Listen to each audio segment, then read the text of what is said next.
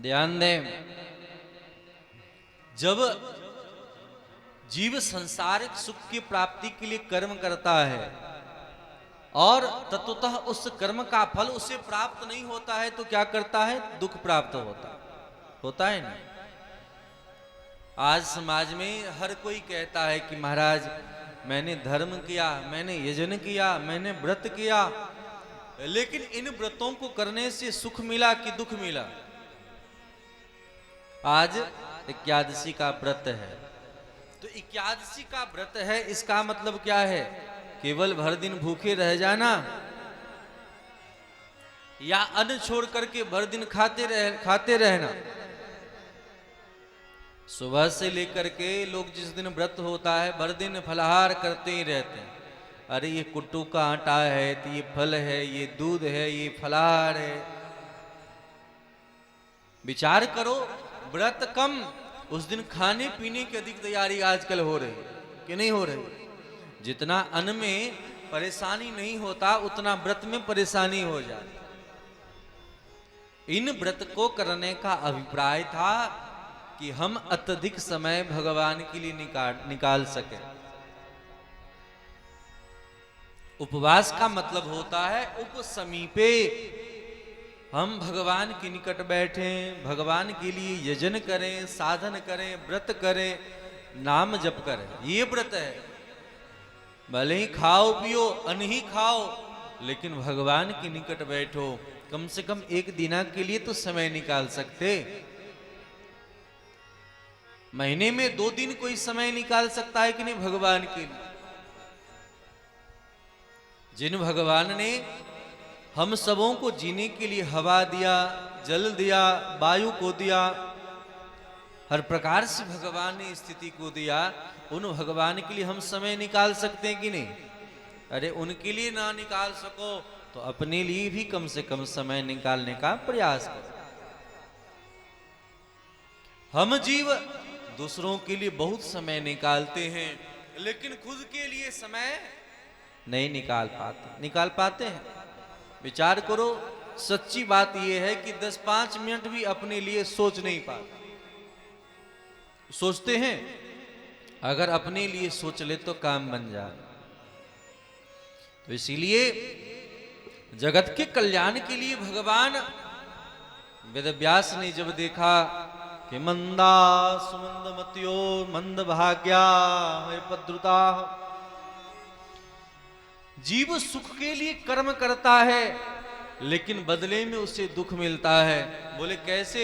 बोले जैसे कोई व्यक्ति दलदल में फंस गया हो और उस दलदल से निकलने का प्रयास करता हो और पुनः पुनः दलदल में फंसता चला जाए। प्रयास तो करता है दलदल से निकलने का, लेकिन पुनः दलदल में फंसते चला जाता है। उसी प्रकार विचार करता है कि हम इस प्रकार की पढ़ाई को करें तो नौकरी मिल जाएगी। तो पहले की शिक्षा में और आज की शिक्षा का स्तर देखो, शिक्षा वृद्धि को प्राप्त नहीं है। शिक्षा वृद्धि को प्राप्त नहीं है, प्रमोशन नहीं, डिमोशन ही है। पहले लोग 5वीं 10वीं तक भी पढ़ लेते थे तो जीवन जीना आ जाता। आज इतना वर्ष लोग अध्ययन में समय निकाल लेता है कि किसी काम का नहीं रह जाता है। अगर कोई किसी प्रकार की पढ़ाई कर लिया, अगर उसमें उत्तीर्ण नहीं हो सका, नौकरी नहीं मिल सका, तो व्यक्ति आत्महत्या करने पर उतारू हो जाता है कि हम करेंगे क्या। तो शिक्षा बंधन में डाल दिया कि मुक्त कर दिया? विचार करो। शिक्षा कहीं ना कहीं तो बंधन में डाल दिया कि मैंने इतना पढ़ाई किया और इतना पढ़ाई करके मैं कोई और कार्य कैसे कर सकता हूं। तो जब तक जीवन जीना नहीं आया तब तक वह विद्या आपके किसी काम के योग्य नहीं है।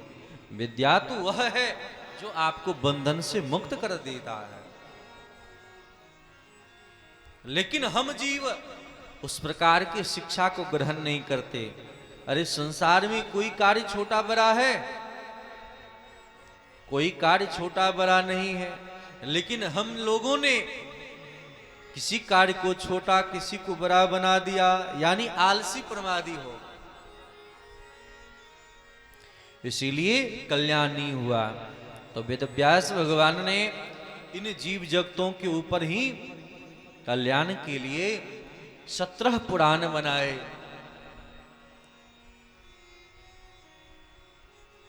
महाभारत जैसे ग्रंथों को रखा है कि इन ग्रंथों को जान करके पढ़ करके जीव सही मार्ग को चुन ले, लेकिन हमने सबसे पहले इन ग्रंथों को ही साइड करना प्रारंभ कर दिया कि इन शिक्षा से हमारा काम चलने वाला नहीं है। आज दुनिया में जितना भी विकासशील देश है, विचार करना उनके मूल में हमारे ग्रंथ ही है कि नहीं है। चाहे जर्मनी में हो चाहे फ्रांस में हो, हमारे ग्रंथों पर ही शोधन हो रहा है। तो जो बाहर वाले हमारे शिक्षा को पा करके इतने धनाढ्य होते जा रहे हैं, अपने आप को विकासशील देश मानते हैं, विकसित देश मानते हैं, लेकिन हम उनके पीछे करते करते आगे बढ़ रहे हैं। तो विकसित देश अगर बनाना है, खुद को विकसित करना है, तो इन सदग्रंथों का आश्रय जरूर लें। बोलिए श्रीमद् भागवत महापुराण की जय हो। तो भगवान के ही अवतार वेदव्यास जी महाराज को दिव्याति दिव्य ज्ञान दिया है। किसने? नारद जी ने। देखो, जब नारद जी आए वेदव्यास जी को दुखी देख करके, तो नारद उवाच है, लेकिन जब नारद जी ने दिव्याति दिव्य ज्ञान दिया है तो वहां शब्द आता है श्री नारद उवाच, अर्थात पहले नारद जी कह रहे थे, अब दिखते तो नारद जी हैं, लेकिन नारद जी के भीतर से कौन बोल रहे हैं? भगवान बोल रहे हैं। आज किसी के नामों के सामने श्री शब्द लगाया जाता है। किनके नाम के सामने श्री लगता है? बोले जो भगवान के समान जिनका विचार है, वो भगवान श्रीमान है। उन भगवान के समान जिनकी बुद्धि है, उन व्यक्ति के सामने श्री शब्द लगता है। और श्री मतलब राधा रानी, श्री मतलब लक्ष्मी महारानी, श्री मतलब जानकी जी। और जब श्री लक्ष्मी महारानी के जैसी जिनकी मति हो जाए, लक्ष्मी का मतलब धन तो होता है ना, लेकिन लक्ष्मी महारानी आपको कहां दिखाई पड़ती हैं? विचार करो।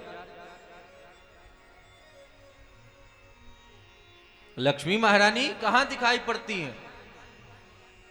भगवान नारायण शेष सैया पर विराजमान होकर के शयन कर रहे हैं, और लक्ष्मी महारानी उनके चरण का संवाहन कर रही हैं, सेवा कर रही हैं।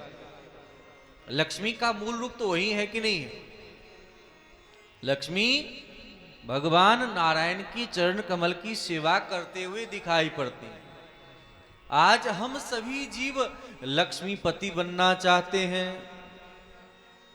लक्ष्मीपति तो केवल नारायण है कि नहीं? उनके सिवा कोई हो सकता है? इसलिए कभी भी लक्ष्मीपति बनने का प्रयास नहीं करना चाहिए। कभी भी अगर बनना है तो लक्ष्मी के पुत्र को बनने का प्रयास करे, सेवक बने।